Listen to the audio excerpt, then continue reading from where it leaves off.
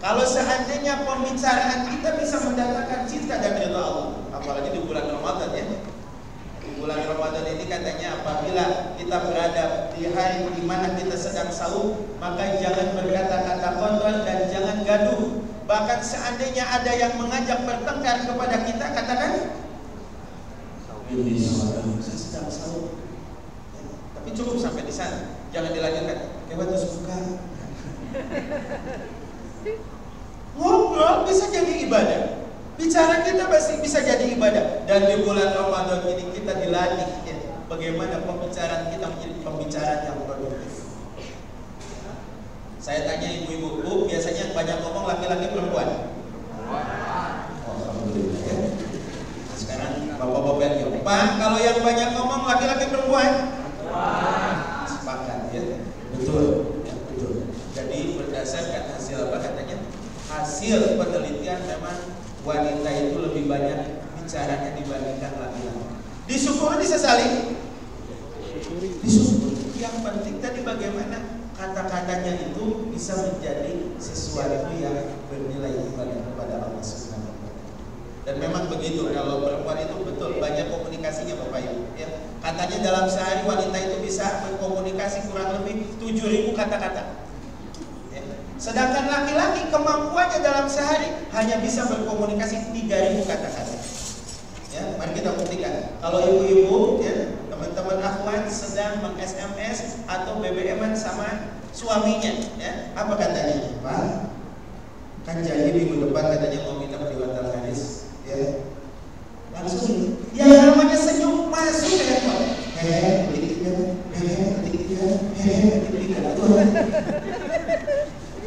Dijawab sama suaminya simpel, apa katanya? Oh, oke. Memang terbatas ya. Tapi tadi walaupun ya wanita lebih banyak bicara, laki-laki sedikit, semuanya jadikan adalah dalam rangka atau dibingkai dalam rangka beribadah kepada Allah Subhanahu. Apalagi di bulan Ramadan. Di bulan Ramadan ini kita dilatih sesuatu yang tadi pun ya, yang mungkin tidak secara khusus dikategorikan ibadah, tapi dilatih semuanya bisa mendatangkan cinta dan keridhaan Allah Subhanahu wa taala. Kemudian yang berikutnya Bapak Ibu sekalian, kalau kita lihat di surat Al-Mulk ayat kedua ya, menjawab pertanyaan tadi, untuk apa kita hidup atau untuk apa Allah menciptakan kita? Hidup untuk makan atau makan untuk hidup? Maka jawabannya adalah alladzi khalaqal mauta wal hayata liyabluwakum ayyukum ahsanu amala. Dialah Allah Subhanahu wa taala yang telah menciptakan kehidupan, kematian dan kehidupan. Tujuannya untuk menguji kalian siapa di antara kalian yang terbaik amal. Jadi hidup kita, makan kita untuk apa Bapak Ibu? Untuk melakukan amal yang terbaik. Untuk melahirkan karya-karya yang terbaik. Sehingga walaupun nanti kita sudah meninggal dunia, apa yang kita lakukan itu masih dikenang. Karena katanya apa? Gajah mati meninggalkan, harimau mati meninggalkan, manusia mati meninggalkan, meninggalkan karya yang terbaik, amal yang terbaik. Coba lihat sekarang di beberapa jalan ada nama-nama yang dijadikan jalan. Jalan Gatot Subroto, jalan kalau di daerah Cimahi ya, ada jalan ke Haus Mandomiri. Kenapa orangnya sudah tidak ada tapi namanya masih dikenal? Karena semasa hidupnya mereka mampu melahirkan karya-karya yang terbaik. Nah, bagaimana supaya amal kita menjadi amal yang terbaik? Pertama, dasarnya harus ikhlas. Harus apa Bapak Ibu? Kenapa ikhlas? Karena ternyata dengan ikhlas bisa saja kita planning keberhasilan kita, kesuksesan itu 5 tahun ke depan. Tapi dengan ikhlas bisa saja apa yang kita cita-citakan itu Allah berikan dengan cepat kepada kita. Ada sebuah cerita Bapak Ibu di Persia, ada seorang kakek-kakek lagi nanam pohon kurma. Ya. Kakek-kakek ini ibu perlu diketahui ya, kakek-kakek ini adalah laki-laki yang sudah tua. Ya. Ya betul ya. Si kakek ini ya, dalam usianya yang sudah tua dan usia pada waktu itu menanam pohon kurma. Lewatlah penguasa Persia di hadapannya. Kemudian apa yang ditanyakan oleh penguasa Persia itu kepada si kakek? Kakek, kalau kakek nanam pohon kurma ini tujuannya untuk apa?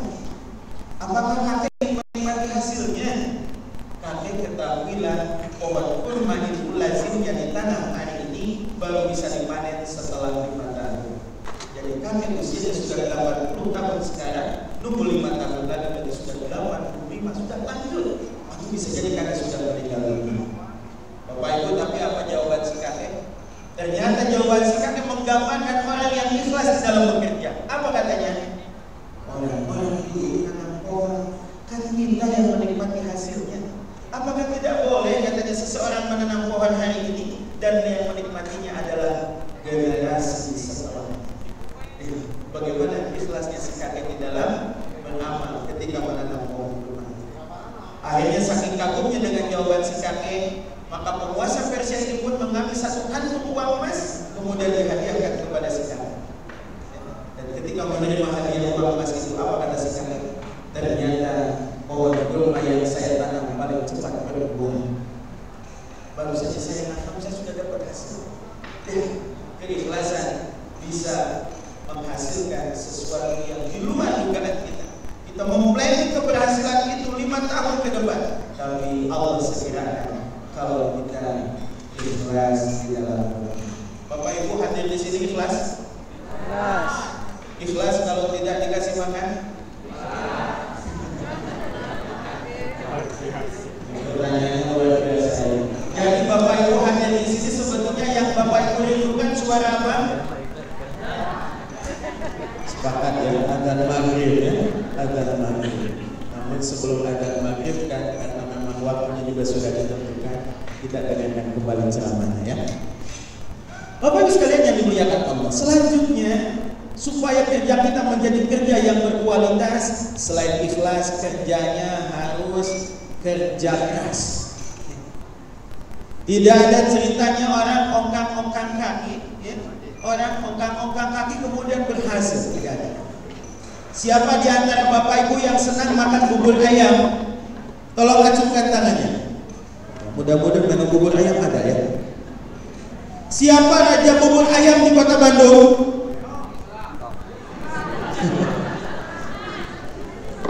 Mang Haji Oyo ya. Nah, itu luar biasa. Bahkan katanya satu porsinya berapa?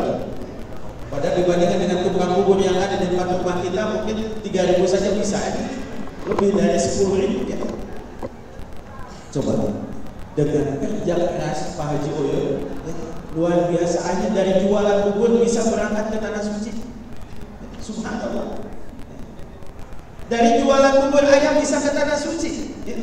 Jadi beberapa teman-teman dari tabloid MP dulu pernah mewawancari Pak Haji Oyo ya.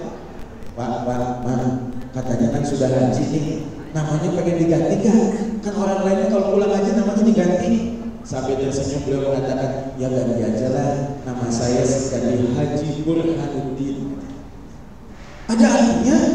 Memang kalau arti sebenarnya juga ada kan ya, berarti apa? Penjelasan agama atau dalil agama ya, betul ya seperti itu. Tapi beliau sambil tersenyum mengatakan, Burhanuddin saya adalah Burhanuddin dinikmati. Kita tidak berbicara tentang Burhanuddinnya, tapi kita berbicara kerja keras.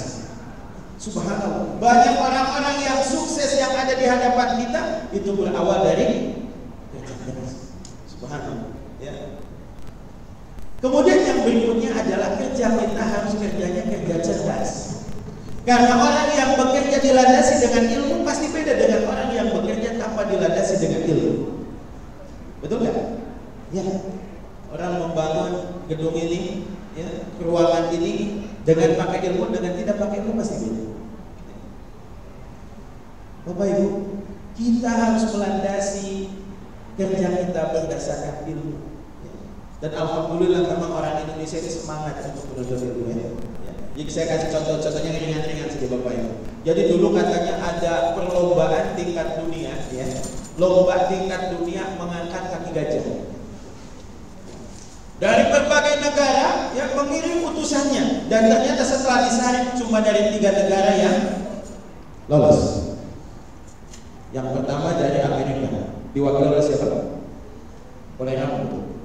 Ya, karena badannya bekal, pasti bisa angkat kaki gajah. Yang kedua dari Cina, diwakili oleh siapa Bapak Ibu? Jet Li. Karena dengan Tai Chi Masternya mungkin bisa mengangkat kaki gajah. Kemudian ketiga dari Indonesia, badannya tidak kekar seperti Rambo, tidak sepandai Jet Li, bahkan orang bilang katanya dia pengurus, ya. Maksudnya badannya kurus. Kalau seperti saya kan besar, gitu ya. Akhirnya Rambo dipersilakan mengangkat kaki gajah.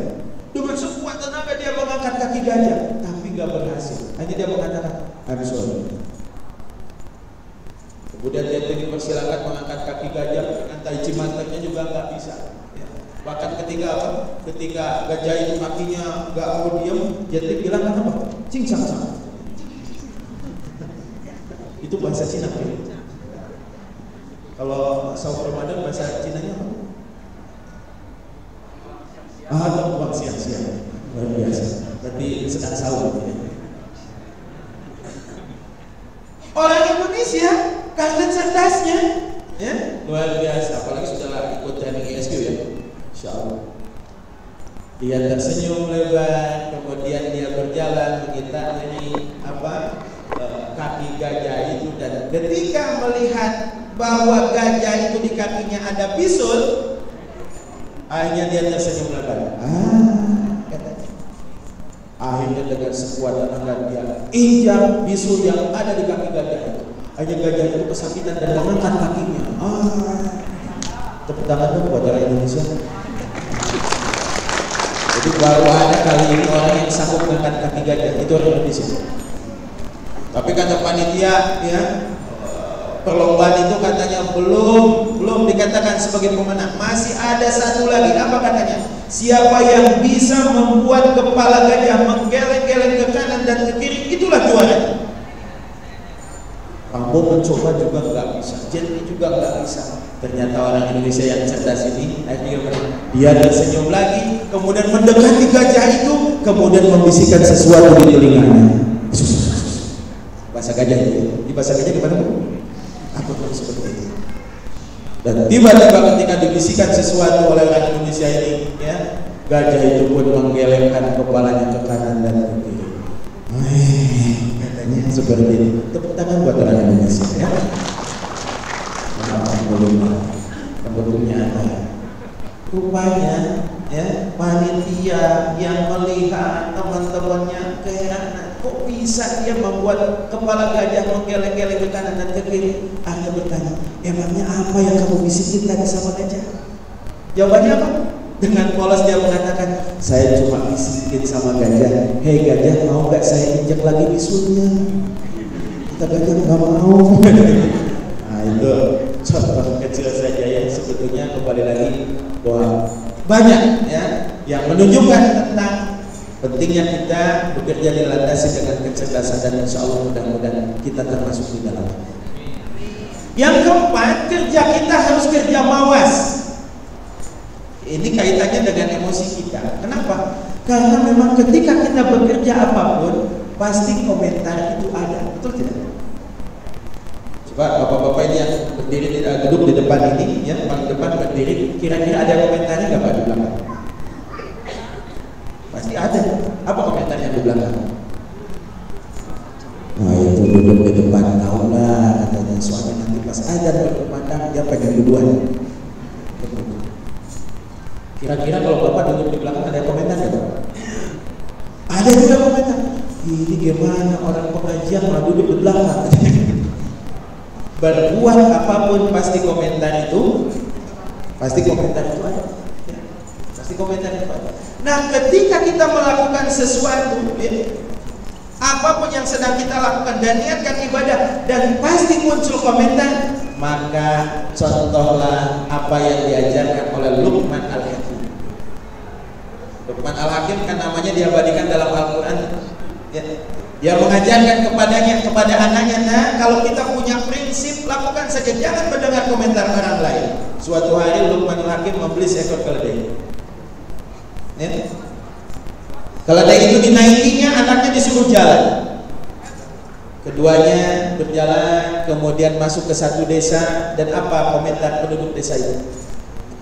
Dasar orang tua nggak kasihan sama anak kecil disuruh jalan, dia malah enak-enak aja atas keledai itu. Hanya kata Luqman, gimana? Wahai anakku, bapak naik salah, sekarang gantian. Kamu yang naik keledai, bapak yang jalan. Jalan lagi. Masuk ke desa yang kedua, komentar pun muncul lagi. Apa katanya? Dasar anak tidak tahu disopan santun, orang tua disuruh jalan, malah enak-enakan di atas keledai. Akhirnya, nah bapak naik salah, kamu naik salah, sekarang kita boncengan. Bapak di depan, kamu di belakang. Maju lagi. Masuk kampung yang ketiga, komentar pun muncul lagi. Apa katanya? Dasar orang-orang gak kasihan sama binatang, keledai kecil dinaikin berdua. Akhirnya keduanya sepakat untuk apa? Untuk menuntun keledai itu. Dan ketika memasuki desa yang keempat, komentar pun ternyata muncul lagi. Apa katanya? Dasar orang-orang tolol. Keledai itu dibeli untuk dinaiki, ini malah dituntun katanya. Jadi berbuat apapun pasti komentar itu ada. Ya. Oleh karena itu kalau kita yakin bahwa ini sebuah kebenaran, aktivitas yang kita lakukan ini adalah sesuatu yang bisa memberikan manfaat bagi orang yang banyak, take action saja, lakukan saja. Ya. Ya. Tidak harus banyak bicara, bergerak saja. Dan tentunya yang terakhir, supaya kerja kita menjadi kerja yang terbaik, amal kita menjadi asal amalan, kerja kita harus kerja tuntas. Ya. Karena kalau kerjanya tuntas, insya Allah kita akan sampai kepada apa yang kita cita-citakan, insya Allah. Nah, mudah-mudahan bulan Ramadan ini sekali lagi menjadi inspirasi bagi kita untuk menjadikan segala aktivitas kita semuanya dalam rangka beribadah kepada Allah Subhanahu wa taala. Mudah-mudahan bulan Ramadan ini menjadi bulan yang bisa memotivasi kita untuk bisa melahirkan karya-karya yang terbaik, sehingga insya Allah ketika kita sudah tiada, apa yang kita lakukan masih dikenang oleh saudara-saudara kita yang lain. Bapak Ibu sekalian yang dimuliakan Allah Subhanahu wa taala, tidak terasa ya azan maghrib tinggal 5 menit lagi, dan tentunya kita berharap mudah-mudahan ibadah saum kita di bulan Ramadan ini menjadi ibadah saum yang terbaik, yang bisa menjadikan kita pribadi-pribadi yang bersyukur kepada Allah Subhanahu wa taala, pribadi-pribadi yang bisa mengaktualisasikan ya dari hasil sholat malamnya, tarawihnya, ya, qiyam Ramadannya dalam aktivitas kita sehari-hari, bisa menjadikan ya semangat bersedekahnya di bulan Ramadan ini untuk dipertahankan di bulan-bulan berikutnya, insyaallah. Bapak Ibu sekalian yang dimuliakan Allah Subhanahu wa taala, maka dengan demikian insyaallah mudah-mudahan ketika Idul Fitri tiba, kita termasuk orang-orang yang kembali kepada fitrah, ya, kepada fitrah yang sebenarnya, ya. Kita membawa semangat takwa di bulan Ramadan ini untuk menjadi bekal kehidupan kita, mengisi hari-hari kita ya dengan amal saleh dan amal kebaikan, insyaallah. Bapak Ibu yang dimuliakan Allah Subhanahu wa taala, itu yang mungkin bisa saya sampaikan pada kesempatan ini.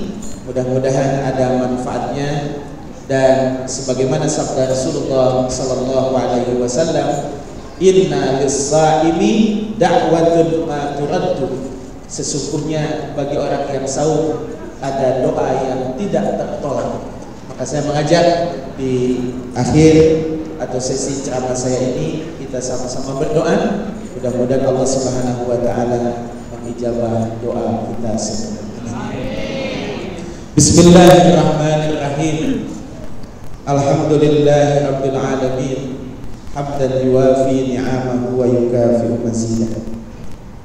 Ya Rabbana lakal hamdu kama yanbaghi li jalali wajhikal karim wa 'azimi sultanik. Allahumma inna nas'aluka ridhaka wal jannah wa na'udzu bika min sakhatika wan nar.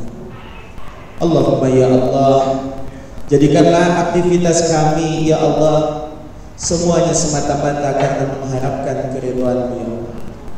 Ya Allah ya Rabbana ya Karim, jadikanlah kami semua ya Allah orang-orang yang nanti di akhirat kelak mendapatkan kebaikan, yaitu kami semua digolongkan ke golongan hamba-Hamba-Mu yang mendapatkan janji surga ya Allah.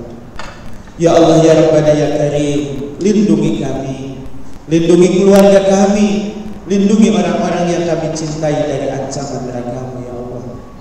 Allahumma Rabbana taqabbal minna siyamana Ramadan, taqabbal minna qiyamana Ramadan, taqabbal minna innaka antas samiul alim, wa tub alaina innaka antat tawwabur rahim. Rabbana atina fid dunya hasanah wa fil akhirati hasanah wa qina adzabannar. Wa sallallahu ala Muhammad wa ala alihi wa sahbihi wa sallim. Subhana rabbika rabbil izzati amma yasifun wa salamun alal mursalin walhamdulillahi rabbil alamin. Aku qouli hadza wa astaghfirullah li wa lakum.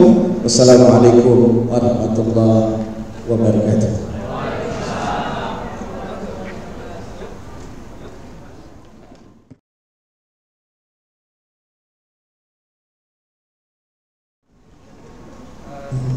Terima kasih kepada Pak Ustadz atas tausiahnya.